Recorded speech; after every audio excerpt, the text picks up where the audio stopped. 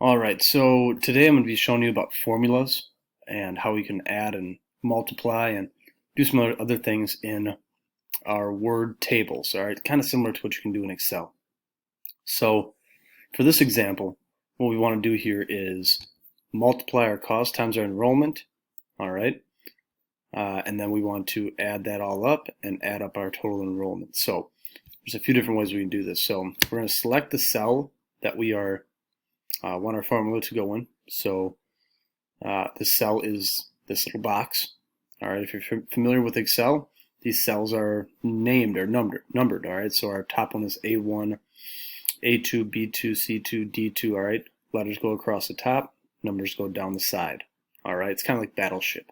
So I just put this down here as a reference for you guys, so it hopefully makes a little more sense. So we're going to click on our Layout tab and go to Formula. You can see I've already done one of these, so I'm going to go ahead and type this up a little bit differently. So we're going to go Product. All right, and so product is your multiplication. So you can see down here is a list of options you have. All right, it's very limited compared to what Excel can do, but it can do some things nonetheless. So we're going to do product of, I'm going to show you two different ways to do this. You can take the cell. So for example, if I look here, this would be B3 times C3. So say B3, C3. All right, and hit OK. So you can see it comes up with 240. Another option that you have, and this is the one I prefer if I'm doing it over and over and over again, I'll show you why, is to write product and just write left. It's going to take the numbers to the left of that. Now you have to be careful with how many numbers you have to the left. You can also say to the left and to the right, above and below, which you would do simply by writing a comma. But in this instance, we just need the numbers to the left. So I'm actually going to copy this. So I'm going to reuse this all the way down. Then I'm just going to paste. Oops.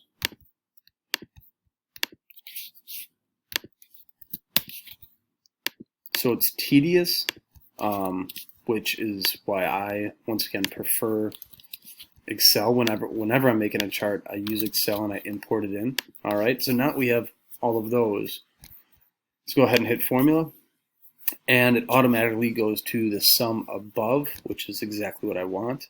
So we'll go ahead and click OK for that. And for the formula, sum above. All right, so as you can see, we don't use a calculator, it can do it for us. Here's the option of list that we have. I did link a little website here that will explain more into detail as to, these are probably the ones you would use the most, is average, count, max, min, product, and sum. And you can see how you can write out these different equations here. But these available functions are all listed below. Many of them, I'll be honest, I don't even know what they are. So